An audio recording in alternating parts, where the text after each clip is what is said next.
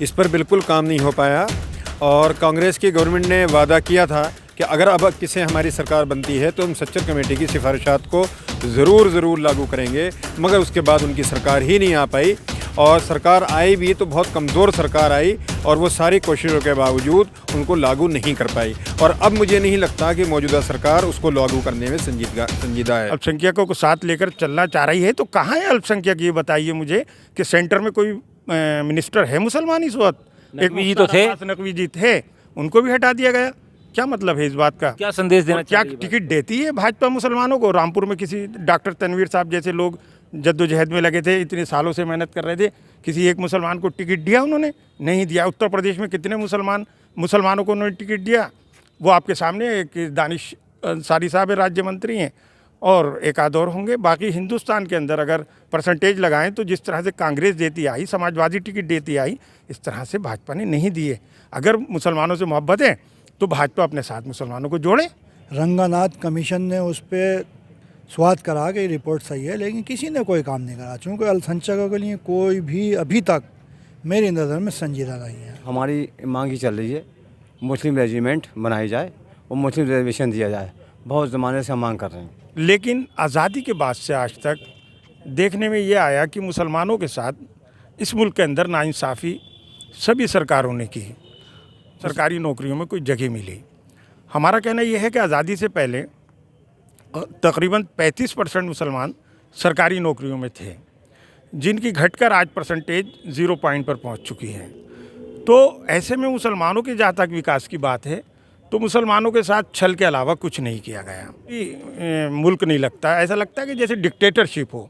ये सब नहीं होना चाहिए, सबको हक मिलना चाहिए, उसके वजूद को आगे बढ़ाने के लिए काम होना चाहिए।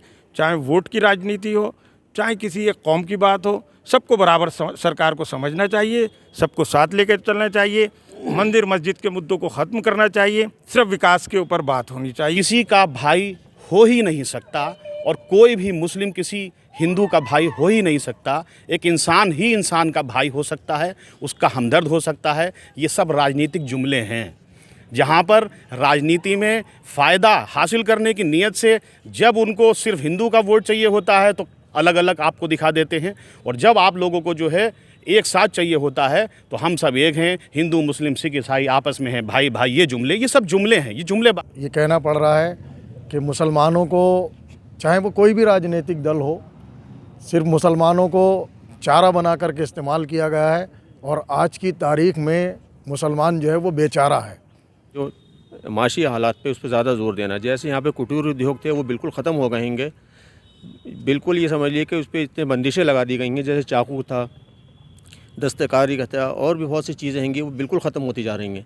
और हमारे गरीब बच्चे जो पढ़ते थे स्कूलों के अंदर, मदारिस के अंदर, उनको कक्षा 1 से 8 तक का जो वजीफ़ा मिला करता था, स्कॉलरशिप मिला करती थी, उसको भी ख़त्म कर दिया गया। मस्जिदों पर पाबंदी लगाई तो मंदिरों पर भी तो लगाई। ये तो सुप्रीम कोर्ट की गाइडलाइन है कि आवाज़ जो है उसका एक बिल्कुल दुरुस्त बात कही आपने। कांग्रेस को बड़ा आप अच्छा कहते हैं और बहुत से लोग अच्छा कहते हैं। आप देख लें उनका इतिहास, मेरठ, मलियाना, भागलपुर, भिवंडी, मुरादाबाद, बटला हाउस एनकाउंटर, ये जितने सब कांग्रेस के शासनकाल में हुए। बाबरी मस्जिद का शिलान्यास, इसके बाद आप देखिए उन्होंने सच्चर कमेटी बनाई, हमें सिर्फ हमारी औकात बताई कि हम दलित से बदतर हो गए, इम्प्लीमेंट क्यों नहीं हुआ। इसके अलावा अब आ जाता हूँ समाजवादी पर। समाजवादी में मुलायम सिंह यादव ने 2012 में कहा था कि हम अगर सत्ता में आएंगे तो हम मुसलमानों को 18% रिजर्वेशन देंगे। हमारे बाबर साहब हैं, इन्होंने बहुत इस पर मुहिम चलाई है। मुस्लिम फेडरेशन अल्हम्दुलिल्लाह पूरे इंडिया में जानी जाती है, नेशनल लेवल का हमारा, और मैंने सीखा है इन लोगों के साथ जाकर। तो आप देख लीजिए कितना इम्प्लीमेंट है, 17 तक अब सरकार में रहे। आज भी देख लिए सबका साथ सबका विकास की भाजपा नारा लगाती है, लेकिन हमारी जो है फेलोशिप छीन ली जाती है, मौलाना आज़ाद फेलोशिप, जिसमें हमारे बच्चों को स्कॉलरशिप मिलती है। देखिए हमारी क्या डिमांड है, हम बहुत बड़ी डिमांड नहीं कर रहे हैं। शिक्षा, सुरक्षा और स्वास्थ्य और सम्मान, ये हमारी फंडामेंटल राइट्स हैं हमारे। 500 ईस्वी में इस्लाम आया और इस्लाम आते आते आज दुनिया का सबसे बड़ा दूसरा धर्म है।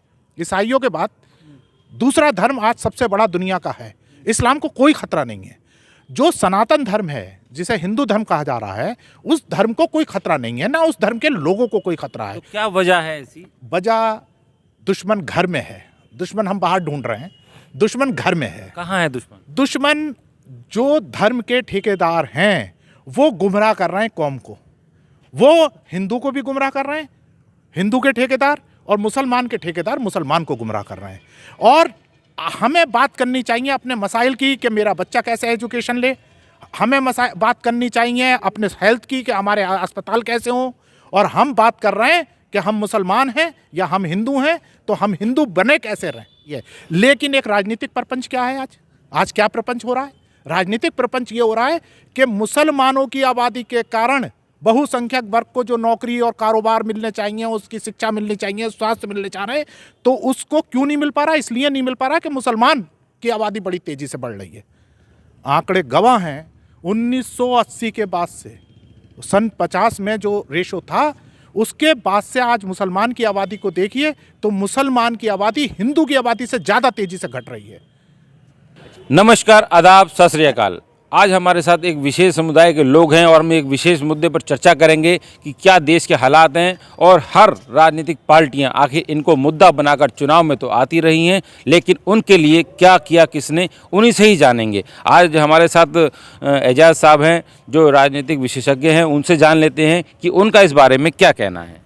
नमस्कार राजीव जी, सबसे पहले तो मैं आपको साधुवाद दूंगा कि आप रवीश कुमार की तरह रामपुर में इन समस्याओं को उठा रहे हैं जिस तरह वो रवीश जी पूरे देश में उठाते हैं, और आप चुन चुन के जिन मुद्दों को उठा रहे हैं उससे लगता है कि जनता के लिए आपके दिल में काफ़ी दर्द है और आप चाहते हैं कि समस्याएं सुलझा के भारत को विश्व गुरु बनाया जाए।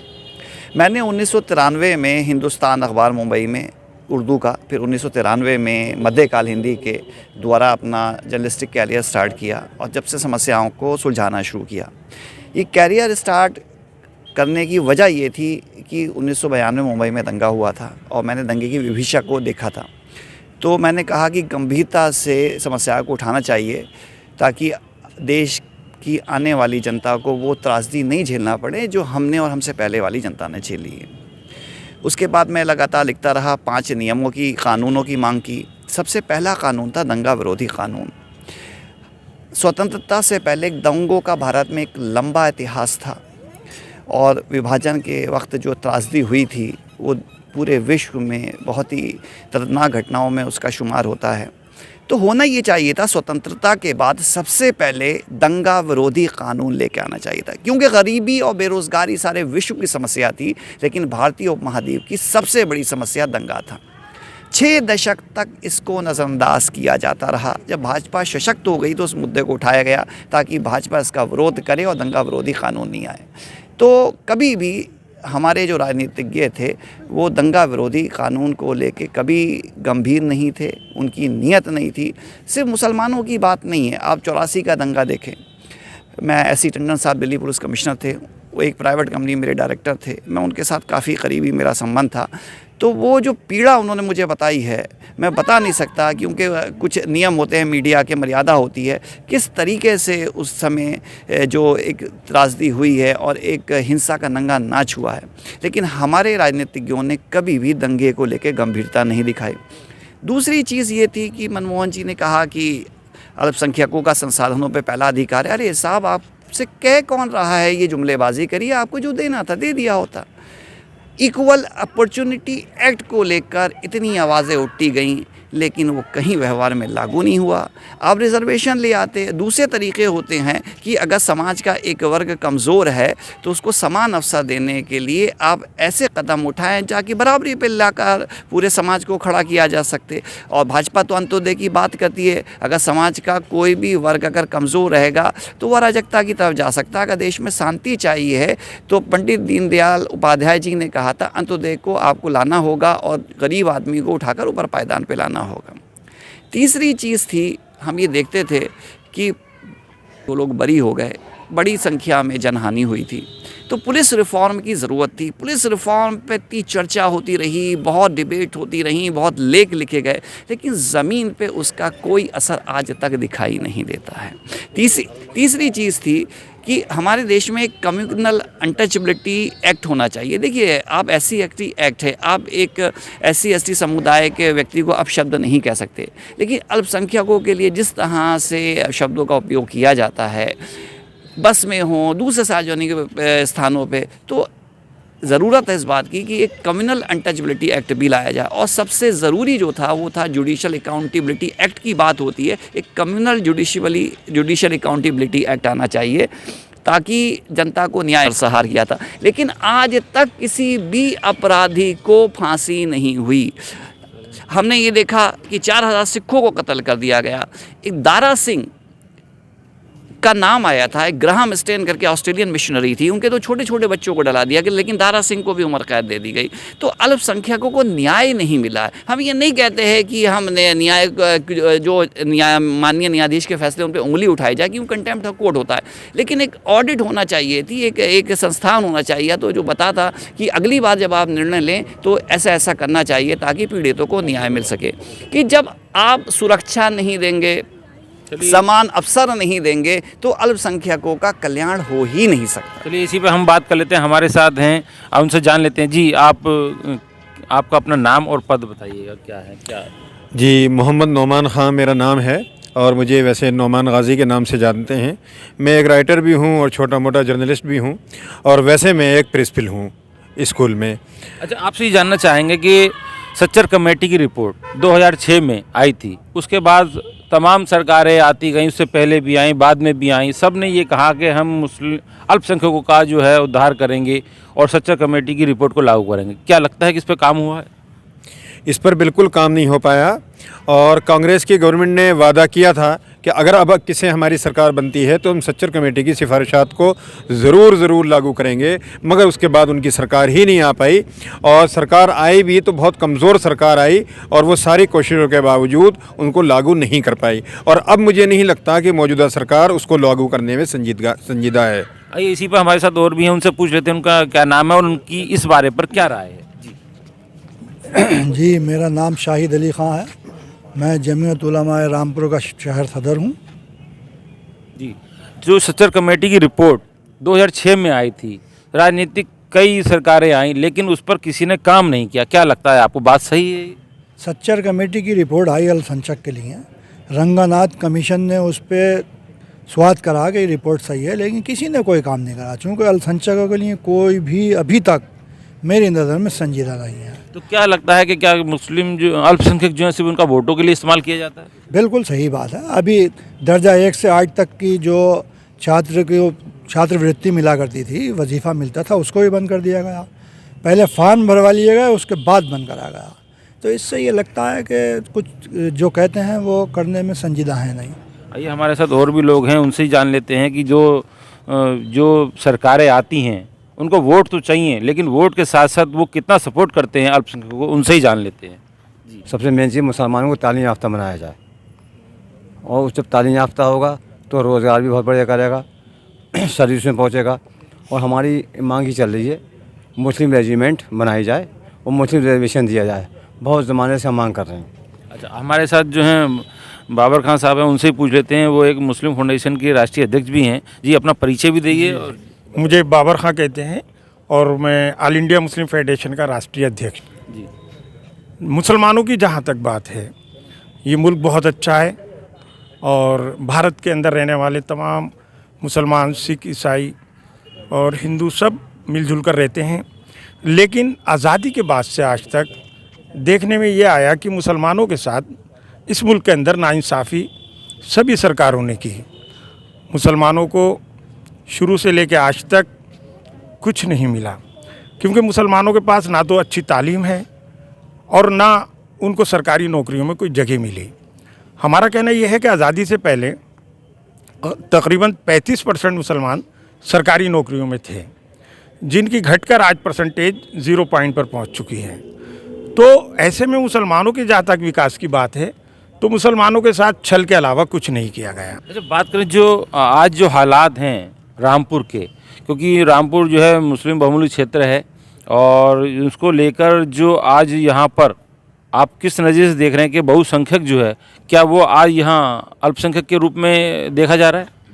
देखिए, यहाँ जो अल्पसंख्यक है वो अल्पसंख्यक की तरह बहुसंख्यक देख रहे हैं। ये नहीं होना चाहिए था। अभी कुछ दिन पहले की बात है कि यहाँ एक चुनाव हुआ। उस चुनाव के अंदर जिस तरह से पुलिस ने नंगा नाच किया और लोगों ने मुसलमानों के वोट को रोकने की कोशिश की, वो जमहूरी मुल्क नहीं लगता। ऐसा लगता है कि जैसे डिक्टेटरशिप हो। ये सब नहीं होना चाहिए, सबको हक मिलना चाहिए। उसके वजूद को आगे बढ़ाने के लिए काम होना चाहिए, चाहे वोट की राजनीति हो, चाहे किसी एक कौम की बात हो, सबको बराबर सरकार को समझना चाहिए, सबको साथ लेकर चलना चाहिए।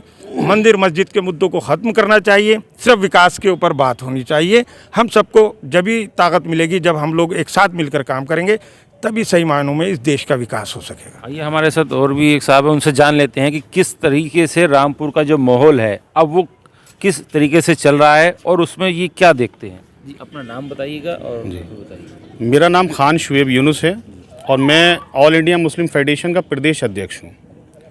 आज जो आपके सवालात यहाँ पर हमारे सभी साथियों से किए जा रहे हैं, तो सबसे पहले तो मैं ये कहना चाहूँगा आपको कि देखिए, कोई भी हिंदू किसी का भाई हो ही नहीं सकता और कोई भी मुस्लिम किसी हिंदू का भाई हो ही नहीं सकता। एक इंसान ही इंसान का भाई हो सकता है, उसका हमदर्द हो सकता है। ये सब राजनीतिक जुमले हैं, जहाँ पर राजनीति में फ़ायदा हासिल करने की नीयत से जब उनको सिर्फ हिंदू का वोट चाहिए होता है तो अलग अलग आपको दिखा देते हैं, और जब आप लोगों को जो है एक साथ चाहिए होता है तो हम सब एक हैं, हिंदू मुस्लिम सिख ईसाई आपस में हैं, भाई भाई। ये सब जुमले हैं, ये जुमलेबाजी है। और क्या लगता है कि जुमले जी जुमले हैं, और जुमलों से ही ये राजनीति में जो है सीढ़ी दर सीढ़ी जो है बढ़ने की कोशिश करते हैं और किसी हद तक बढ़ भी जाते हैं।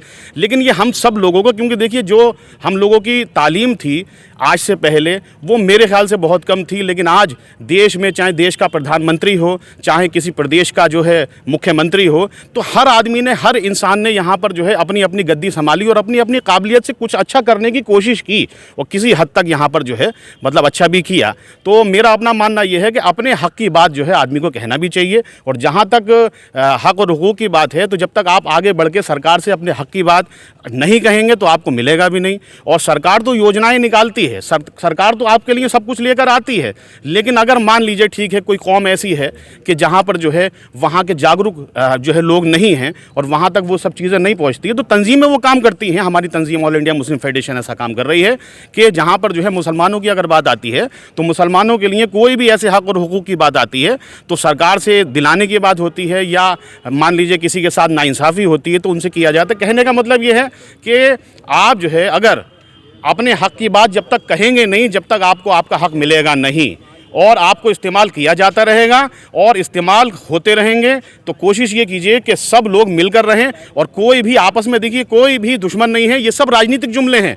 जब जो है आपस में भिड़ाने की बात आती है तो भिड़ा दिया जाता है, जैसे कि आज अभी आपने चुनाव देखा यहाँ का, जिस तरीके से भी रामपुर में चुनाव हुआ, तो ठीक है हर एक चीज़ के बारे में हर आदमी को मालूम है रामपुर में क्या हुआ, लेकिन सब ये फ़ायदा हासिल करने की नीयत से सब कुछ किया। और अभी इस पर भी बात करेंगे आगे। हमारे साथ और भी हैं, उनसे जान लेते हैं कि क्या कहेंगे, उसको किस रूप में देखते हैं आप। ये मेरा नाम मास्टर फिरोज़ खां है, मैं एक इंटर कॉलेज में लेक्चरर भी हूँ, लेकिन बड़े अफसोस की बात है, ये कहना पड़ रहा है कि मुसलमानों को, चाहे वो कोई भी राजनीतिक दल हो, सिर्फ मुसलमानों को चारा बना करके इस्तेमाल किया गया है और आज की तारीख़ में मुसलमान जो है वो बेचारा है।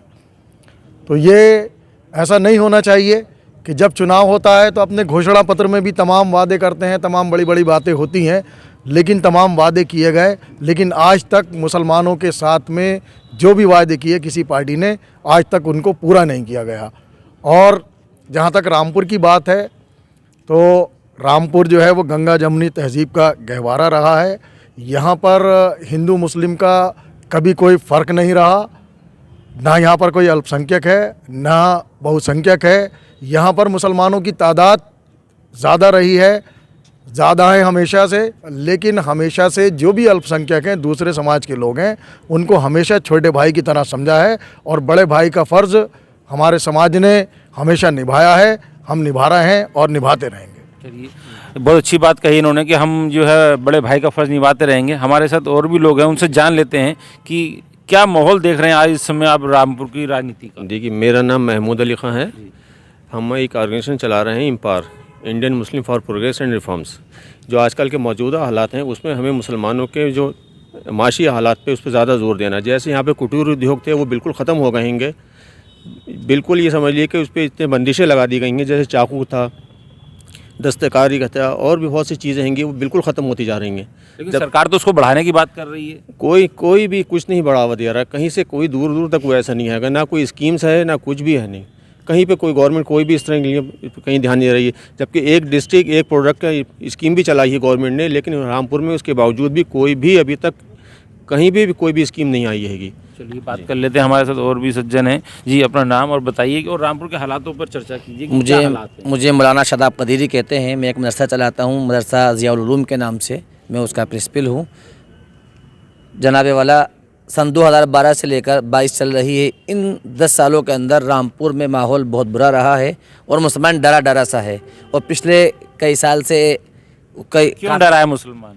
अल्पसंख्यक क्यों डरा है रामपुर में? मुसलमानों को डराया जा रहा है। जैसे कि अभी हमारे बाबर खां साहब ने भी कहा कि ताबड़तोड़ मुसलमानों के खिलाफ साजिशें रची और जो एक हमारा आईनी हक था वोट डालने का, वो ये मुसलमान से छीन लिया गया। हमारी मस्जिदों की अज़ानों पर पाबंदी लगा दी गई और हमारे गरीब बच्चे जो पढ़ते थे स्कूलों के अंदर, मदारिस के अंदर, उनको कक्षा 1 से 8 तक का जो वजीफ़ा मिला करता था, स्कॉलरशिप मिला करती थी, उसको भी ख़त्म कर दिया गया। मस्जिदों पर पाबंदी लगाई तो मंदिरों पर भी तो लगाई। ये तो सुप्रीम कोर्ट की गाइडलाइन है कि आवाज़ जो है उसका एक बिल्कुल दुरुस्त बात कही आपने। लेकिन आप शायद रामपुर के लोगों से मालूम कर सकते हैं, इलेक्शन से पहले मस्जिद जाकर पुलिस ने एक स्पीकर का जो उसका हुक्म था लगाने का सुप्रीम कोर्ट का, उसको भी उतार दिया गया था है।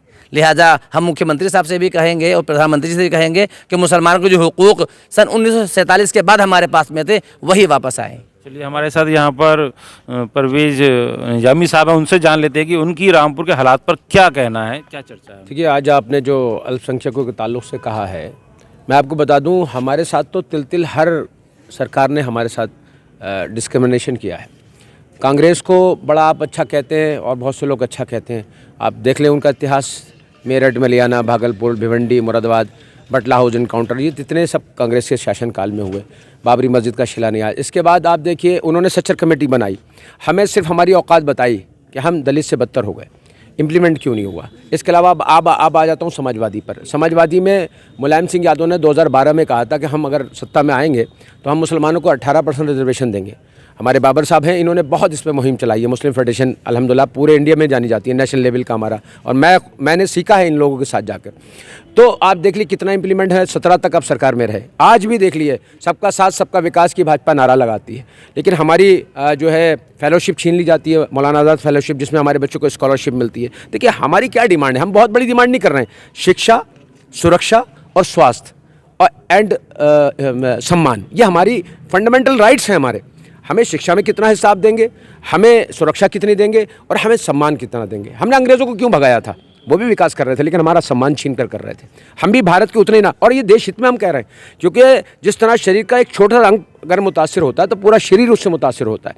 अगर मुसलमान को आप ये कहकर नकार देंगे कि वो अल्पसंख्यक है और उसकी तरफ परवाह नहीं करेंगे और उसकी शिक्षा पर ध्यान नहीं देंगे, खुदा ना खास्ता वो अशिक्षित होकर अगर गुमराह हो गया तो बताइए उससे कितना को नुकसान होगा। चलिए हमारे साथ उमेश दुबे जी हैं, राजनीतिक विशेषज्ञ हैं और सीनियर पत्रकार हैं। इनसे जान लेते हैं कि रामपुर का जो इस समय माहौल चल रहा है वो अल्पसंख्यकों को लेके वो किस दृष्टि, किस विषय पर और किस रूप में इसको देख रहे हैं जी। राजीव जी, सबसे पहले आपका बहुत बहुत शुक्रिया कि आपने एक ऐसे सब्जेक्ट पर आज एक परिचर्चा ये की है जो बड़ा मौजूद सब्जेक्ट है आज के दौर का। दरअसल वास्तविकता क्या है, जो मुसलमान के साथ आज हो रहा है या जो मुसलमान की आज स्थिति हो गई है, उसके वास्तविक कारण क्या हैं। हमें जो ज़मीनी कारण है, हमें पहले उन पे गौर करना पड़ेगा। सिर्फ राजनीतिक दोषारोपण से कि मेरा ये दल अच्छा है और ये दल बुरा है, तो मैं समझता हूँ ये मुसलमानों के साथ फिर जाती हो रही है। मेरा अपना मानना है कि आज हम सब भारतीय हैं, और जो हम सब भारतीय हैं तो हम भारतीय पे आज बात नहीं कर रहे हैं। हम हिंदू हैं या मुसलमान हैं, इसकी आइडेंटिटी पे हम चर्चा कर रहे हैं।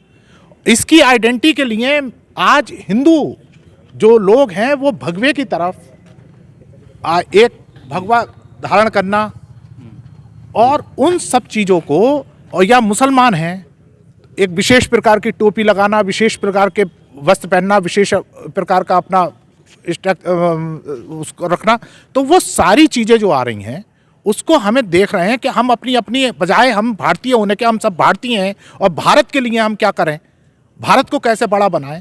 तो हम लोग आज धर्म की बात करने लगे कि हमारा धर्म खतरे में है। इस्लाम जो 500 ईस्वी में इस्लाम आया और इस्लाम आते आते आज दुनिया का सबसे बड़ा दूसरा धर्म है। ईसाइयों के बाद दूसरा धर्म आज सबसे बड़ा दुनिया का है। इस्लाम को कोई खतरा नहीं है। जो सनातन धर्म है, जिसे हिंदू धर्म कहा जा रहा है, उस धर्म को कोई खतरा नहीं है, ना उस धर्म के लोगों को कोई खतरा है। तो क्या वजह है ऐसी? वजह दुश्मन घर में है। दुश्मन हम बाहर ढूंढ रहे हैं, दुश्मन घर में है। कहाँ है दुश्मन? दुश्मन जो धर्म के ठेकेदार हैं वो गुमराह कर रहे हैं कौम को। वो हिंदू को भी गुमराह कर रहे हैं, हिंदू के ठेकेदार, और मुसलमान के ठेकेदार मुसलमान को गुमराह कर रहे हैं। और हमें बात करनी चाहिए अपने मसाइल की कि मेरा बच्चा कैसे एजुकेशन ले। हमें बात करनी चाहिए अपने हेल्थ की कि हमारे अस्पताल कैसे हों। और हम बात कर रहे हैं कि हम मुसलमान हैं या हम हिंदू हैं, तो हम हिंदू बने कैसे रहें। चलिए इसी पर हम आगे चर्चा करते हैं जी। मैं यहाँ पे एंड कर दूं अपनी बात। सवाल सबसे बड़ा आज की डेट में ये है, हम मुसलमान को भी समझना पड़ेगा, हिंदू को भी समझना पड़ेगा। हमें भारत बनाना है। सच्चर कमेटी में साफ है कि दलित से भी बदतर पोजीशन मुसलमान की है। लेकिन एक राजनीतिक प्रपंच क्या है आज क्या प्रपंच हो रहा है? राजनीतिक प्रपंच ये हो रहा है कि मुसलमानों की आबादी के कारण बहुसंख्यक वर्ग को जो नौकरी और कारोबार मिलने चाहिए, उसकी शिक्षा मिलनी चाहिए, स्वास्थ्य मिलने चाह रहे हैं, तो उसको क्यों नहीं मिल पा रहा? इसलिए नहीं मिल पा रहा कि मुसलमान की आबादी बड़ी तेजी से बढ़ रही है। आंकड़े गवाह हैं 1980 के बाद से, सन 50 में जो रेशो था, उसके बाद से आज मुसलमान की आबादी को देखिए तो मुसलमान की आबादी हिंदू की आबादी से ज़्यादा तेजी से घट रही है। अच्छी बात कही। हिंदू जो मुसलमान है उसकी आबादी का घटने का रेशो, तो कह रहे हैं कि इसका मतलब हिंदुओं की आबादी बढ़ रही, मुसलमानों की कम हो रही, अल्पसंख्यक की कम हो रही। मैं ये नहीं कह रहा हूं, मैं ये कह रहा हूं दोनों की आबादी घट रही है, लेकिन घटने का रेशो जो है वो मुसलमान का ज्यादा तेजी से घट रहा है बनस्पत हिंदू के। आप इसको ये, और मैं अपनी जाति बात नहीं कह रहा हूं, मैं ये वो वाली बातें कह रहा हूं जो भारत सरकार की वेबसाइट पे मौजूद है। सरकारी आंकड़ों की बात, सरकारी आंकड़ों की बात कर रहा हूं। वो आंकड़े ये कह रहे हैं। और देखिए जो आज हमारा दोनों का, चाहे वो हिंदू हो, 20 करोड़ हिंदू मतलब मुसलमानों को आप एक तरफ रख के कोई मुल्क बिल्कुल तरक्की नहीं कर सकता।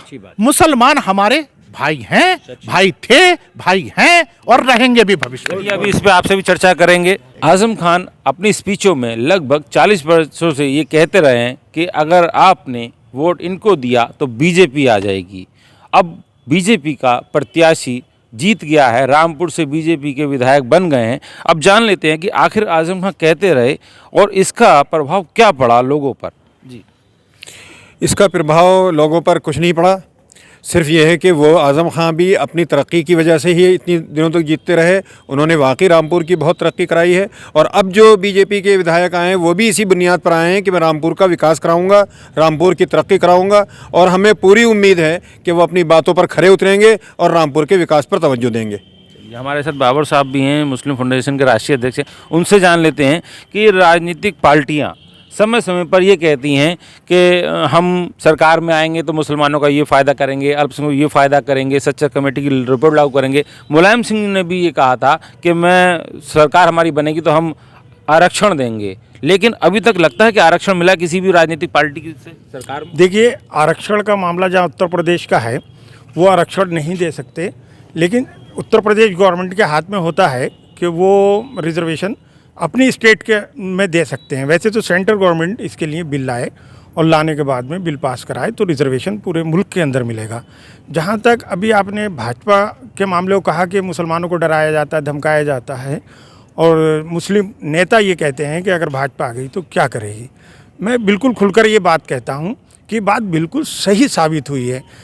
आप ये देखिए कि जब से भारतीय जनता पार्टी की सरकार आई, एक कानून बना था, नरसिम्हा राव जी ने बनाया था कि अब कोई मस्जिद और मंदिर की बात नहीं होगी, किसी मस्जिद को नहीं छोड़ा जाएगा, ना किसी मंदिर और चर्च को छोड़ा जाएगा।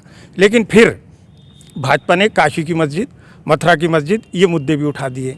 इसके अलावा CA, NRC ये भाजपा के दौर में आई है ना, और भाजपा के दौर में मुसलमानों पर जो ज़्यादतियाँ हो रही हैं वो आपके सामने है। मैं तो ये कहता हूँ कि भाजपा गवर्नमेंट खुलकर मुसलमानों का, अगर उसको चाहता है कि वो ये इस मुल्क का हमें मानते हैं, अपना देश के लोग मानते हैं, तो उनके विकास की बात करें, उनकी मस्जिदों से, उनके तालीम से, उनको इस तरह के धमकियों से, CA से, NRC से दूर रखें। तो लगता है कि कहीं ना कहीं भारतीय जनता पार्टी जिस तरीके से कह रही है कि सबका साथ सबका विकास, पासमानदा सम्मेलन भी करवाया उन्होंने, तो भाजपा अल्पसंख्यकों को साथ लेके चलना चाह रही है।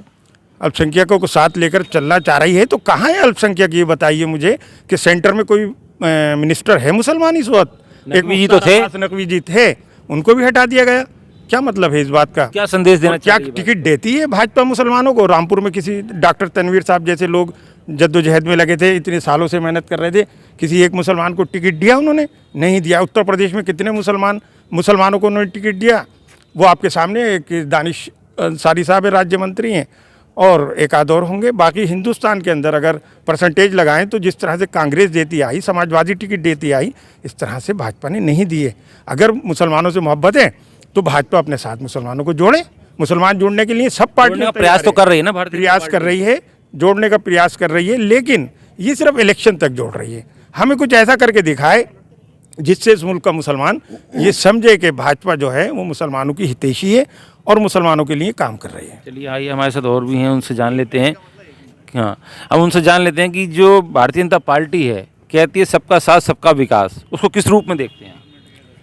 सब देखिए, ऐसा है कि हर पार्टी अपनी पार्टी की और अपनी सरकार की, चाहे वो सरकार में हो वो पार्टी, तो तारीफ़ तो जो है करती ही है, लेकिन ये जनता को जो है समझना होता है इस बात को कि जो जिस तरीके से उसको लुभाया जाता है, उसको दिखाया जाता है, तो उन सब चीज़ों पे वो खरा उतरेगा या नहीं उतरेगा। और ऐसा नहीं है, आज का समाज पढ़ा लिखा समाज है, वो दौर नहीं रहा कि बग़ैर पढ़े लिखे लोग थे। पहले जो है किताबें भी बड़ी मुश्किल से मिला करती थी पढ़ने के लिए, लेकिन आज तो किताब के बगैर ही आप इंटरनेट पे किसी भी चीज़ के बारे में अगर सर्च करना चाहें, चाहे कोई भी राजनीतिक दल का कोई भी आदमी कोई जुमला कह जाए, तो तुरंत हमारे जितने भी भाई दोस्त हमारे रहने वाले लोग हैं वो तुरंत उसको सर्च मारते हैं, देखते हैं कि सच्चाई क्या है।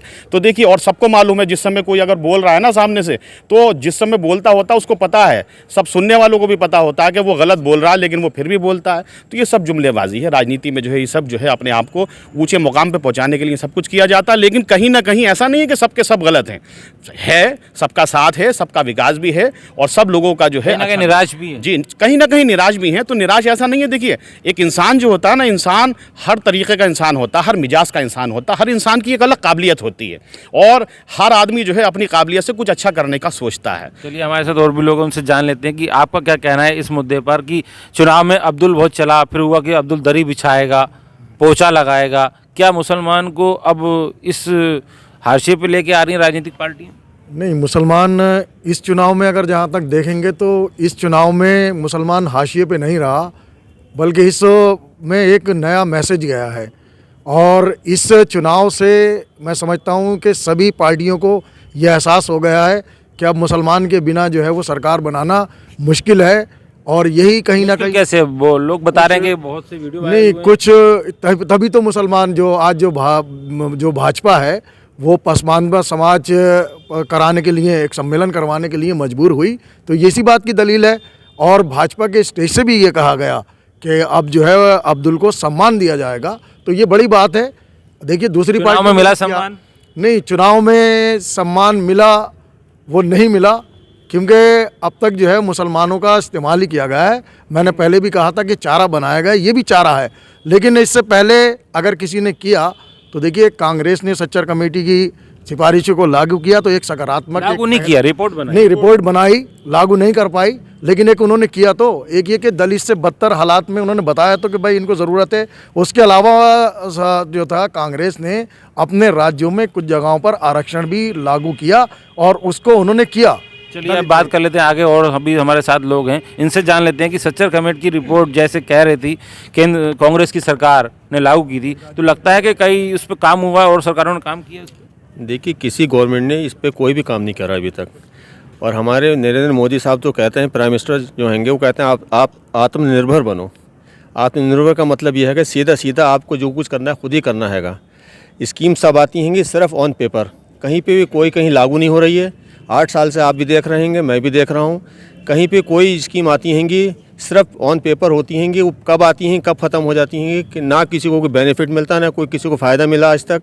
नहीं, प्रचार प्रसार तो सरकार कर रही है। नहीं, प्रचार प्रसार करे, खूब करे, वो अपने करते रहे। प्रचार प्रसार में क्या है, प्रचार प्रसार में खरबों अरबों करोड़ों रुपया खर्च कर रही है, लेकिन जो पब्लिक का है हितैषी है पब्लिक के लिए वो है, वो कहीं पे भी ज़मीनी स्तर पर कहीं नज़र नहीं आ रहा है। चलिए हमारे साथ और भी लोग हैं, उनसे जान लेते हैं कि जो आज जो हालात बन रहे हैं रामपुर के, वो किस ओर जा रहे हैं और क्या अल्पसंख्यकों को उनका हक मिल रहा है सरकारों में। आज जो हालात जा रहे हैं वो बिल्कुल बदहाली की तरफ जा रहे हैं। कोई किसी को हक नहीं मिल रहा है और वो स्पीचें दी जा रही हैं, वो तकरीरें हो रही हैं कि एक दूसरे को अपनी बातों में उलझा दो ताकि वो अपने सही बात को, मुद्दे को भूल जाएं।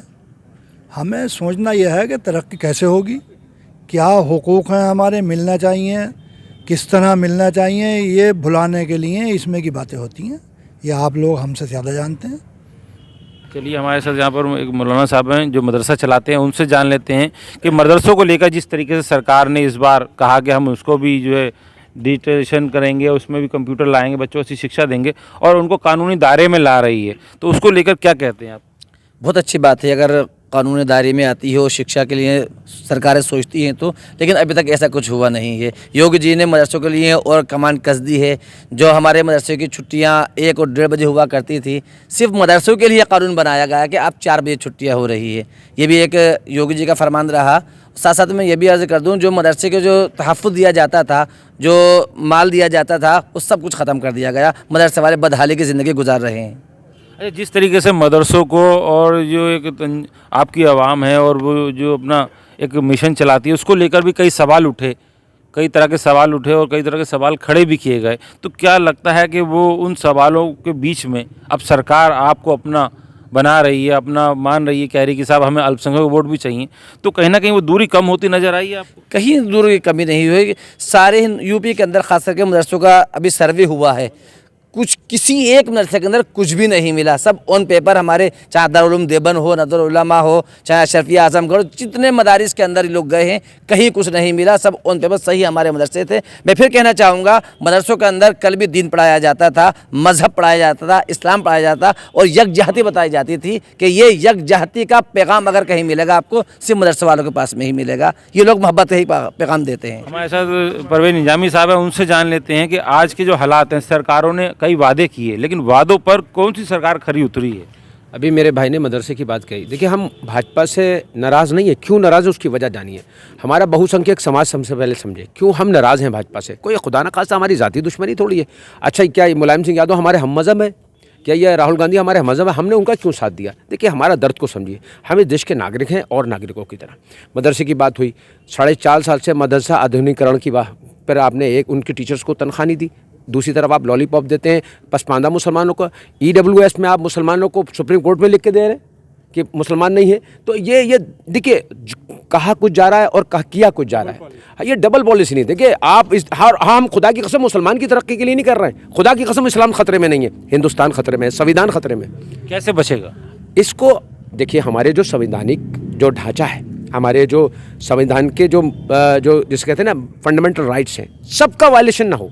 और देखिए, मैं इससे देखिए सिर्फ मुसलमान खतरे में नहीं पड़ रहा है, आगे जाके देखिए आगे और ख़तरा हो जाएगा। कल आज ये सत्ता में है, कल को ये नहीं रहेंगे, कल को फिर बताइए क्या होगा। इसलिए सरकारों को सोचना चाहिए कि किराएदार हैं सब, ज़ाती मकान किसी का नहीं है। इसलिए बिल्कुल इंसाफ के साथ हुकूमत करना चाहिए। गलती मैं करूँ यकीनन सज़ा मिले, बिल्कुल। लेकिन अगर आफ्ताब ने गलती की है तो सज़ा मिलना चाहिए, लेकिन राहुल की गलती हो और घर कोई नहीं तोड़ सकता।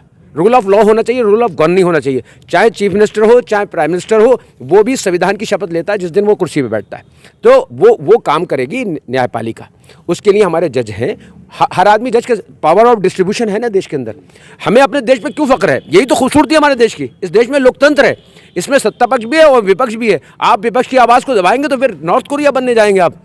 फिर क्या होगा? ये देश आज आपको लग रहा है अराजकता की तरफ चला जाएगा और फिर लोगों का ये लोकतंत्र से विश्वास उठेगा। हम खुदा की कसम इस्लाम के लिए नहीं कह रहे हैं, हम खुदा की कसम हिंदुस्तान के लिए कह रहे हैं। चलिए, बहुत अच्छी बात कही आपने कि हम हिंदुस्तान के लिए कह रहे हैं। हमारे साथ और भी हैं, उनसे जान लेते हैं कि क्या कहना है आपका इस रामपुर की जो परिदृश्य। देखिए, मैं रामपुर से ऊपर उठ के कोई बात कहूँगा। मुझे भाजपा से शिकायत नहीं है। किससे शिकायत है? मैं बताता हूँ। मुझे समाज से और समाज हिंदू मुसलमान सिख ईसाई सबका मिल के बनता है। ये ओवरऑल पिछले 20-30 सालों में 91 में लिबरलाइजेशन जब से हो, उसके बाद ओवरऑल समाज मैटरलिज्म की तरफ गया है और ओवरऑल समाज का डिग्रेडेशन हुआ है। समाज में से एक आदमी निकल के नेता बनता है, एक आदमी पुलिस वाला बनता है, एक डॉक्टर बनता है, एक इंजीनियर बनता है, एक बिजनेसमैन बनता है। हम कहते हैं बिजनेसमैन चोर है या नेता चोर है या पुलिस वाला चोर, नहीं, समाज चोर है। मैं भी उस समाज का हिस्सा हूँ। तो जब तक समाज का ओवरऑल उत्थान नहीं होगा तो हम किसी को शिकायत नहीं कर सकते।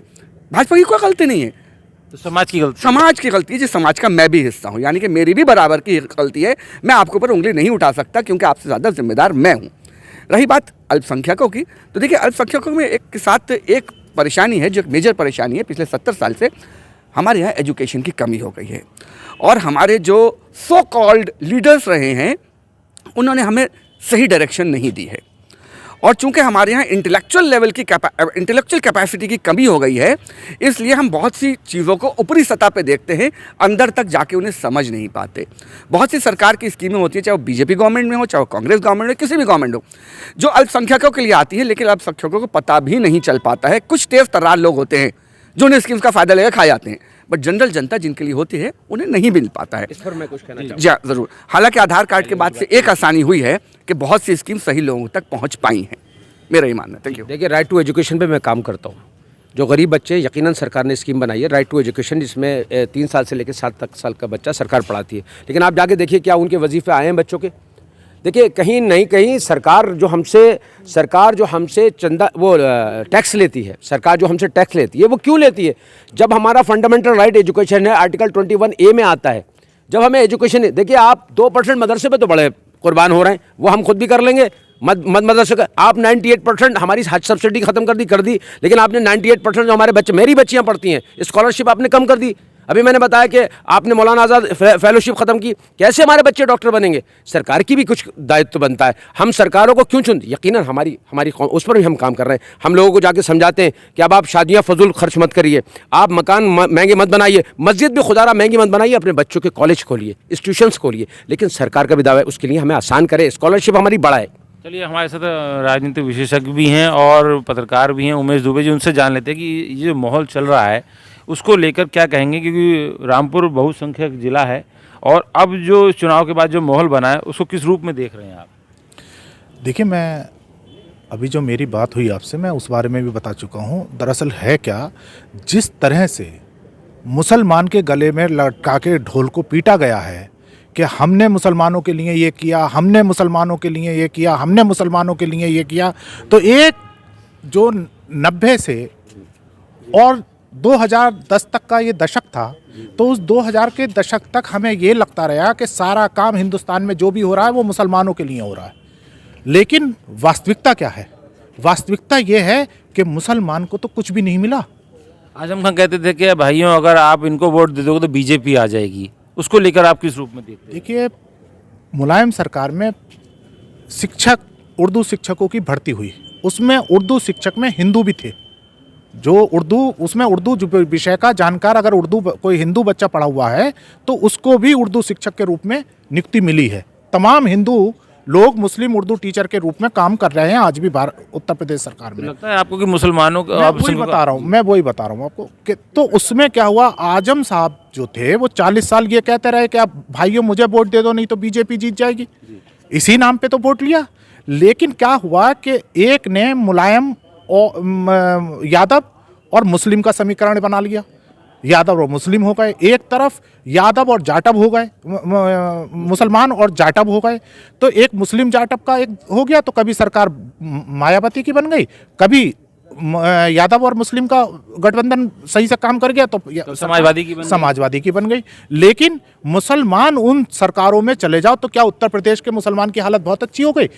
क्या क्या सवर्ण की हालत बहुत अच्छी होगी? मेरा कहने का मतलब यह है कि ये जो नाम लेके होता है, इसी से नफरत पैदा हुई और भारतीय जनता पार्टी को मौका मिला ये बहुसंख्यक को ये समझाने के लिए कि तुम्हारे लिए कोई काम नहीं हो रहा है, जो काम हो रहा है, जो सरकारें काम कर रही हैं, वो सारा काम मुसलमानों को कर रही है, अल्पसंख्यक के लिए कर रही है, अल्पसंख्यकों के लिए कर रही है। इसलिए ये कहने का मौका मिला और उससे कहते कहते उन्होंने धीरे धीरे जो 100 साल से जो RSS जिस विचारधारा को लेकर चल रहा था, वो विचारधारा यहाँ पर फैलने लगी और वो विचारधारा फैलते फैलते इतनी बड़ी हो गई है कि आज वो सबको अपने पैरों तले रौंद रही है। मैं मुसलमानों से फिर कहना चाहूँगा कि वो इस बीच चीज़ों को समझें जो उनके धर्मगुरु हैं जो, क्योंकि आम मुसलमान जैसा आप बताओगे वो तो वैसा देखेगा, लेकिन बाकी लोगों को ये समझना चाहिए कि हम सही रास्ते पे कैसे चाहें। आप देखें कि जितना मुसलमान एक तरफ वोटिंग कर रहा है, उतना आज उसका सरकारी पूरे हिंदुस्तान के अंदर देखिए लोकसभा में उसकी सदस्यता घटती चली जा रही है। विधानसभाओं में देखिए आज गुजरात के अंदर सिर्फ एक मुसलमान जीता है। 182 कॉन्स्टिट्यूंसी है वहाँ पर, 182 असेंबली सीट में से एक मुसलमान जीता है क्या, और 156 सीटें लाई है वो। 27 साल शासन करने वाली पार्टी 156 सीटें लाती है। तो क्या मान लिया जाए कि गुजरात में बेरोजगारी खत्म है? क्या मान लिया जाए कि गुजरात के अंदर शिक्षा व्यवस्था बहुत चाक चौबंद है, हेल्थ वहाँ पे बहुत अच्छा है? लगता है कहीं ना कहीं इस्तेमाल किया जा रहा है। इस्तेमाल नहीं, पूरे सारा जो देश का एक नरेटिव है उसको बदल के रख दिया गया है। नरेटिव ऐसा लग रहा है कि आज की डेट में मूल मुद्दों से भटका के आप 5 किलो राशन पे जब आदमी को ले आओगे, 80 करोड़ लोग 5 किलो राशन पर है, तो 80 करोड़ 5 किलो राशन पे है, तो आप समझ सकते हैं हमारे देश की अर्थव्यवस्था कितनी मजबूत है। तो मेरा कहने का मतलब यह है कि हमें मूल मुद्दों से भटकना नहीं चाहिए। हिंदू और मुसलमान को साथ में आना चाहिए। एक दूसरे की अगर कहीं अर्थी और उठे या कहीं कोई जनाजा उठे तो हिंदू लोगों को उसकी जनाजे को कंधा देना चाहिए और हिंदू की अर्थी को मुसलमान लोगों को कंधा देना चाहिए। हमें लोगों को जितना हम मिलेंगे, हमारा कम्युनिकेशन जितना एक दूसरे के साथ में होगा, उतना हम इन राजनीतिक लोगों को समझा पाएंगे और अपनी बात को रख पाएंगे, और तभी ये हमारा काम करेंगे। वरना ये हमें ऐसे लड़ाते रहेंगे और काम करते रहेंगे। हिंदू और मुसलमान को इस बात पे समझना पड़ेगा। तो ये थे हमारे साथ कुछ सामाजिक लोग जिन्होंने अपनी बात रखी। उन्होंने कहा कि इस वक्त जो रामपुर का सियासी माहौल है वो किस तरफ जा रहा है, और सरकारें बहुत सी आईं और बहुत सी सरकारों ने अल्पसंख्यकों के नाम पर राजनीति तो की, लेकिन उनके मसाइल हल करने के लिए किसी ने भी कोई भी ठोस प्रयास नहीं किया। अगर हिंदू और मुस्लिम के नाम पर ही अगर राजनीति होगी तो वो दिन दूर नहीं जब नफरत बढ़ती जाएगी, और देश का हाल क्या होगा ये किसी से कहने की बात नहीं है। अब देखना होगा कि भारतीय राजनीति को इससे हटकर काम करना होगा और दोनों ही सामाजिक लोगों को साथ लेकर चलना होगा। राजीव वर्मा, रामपुर।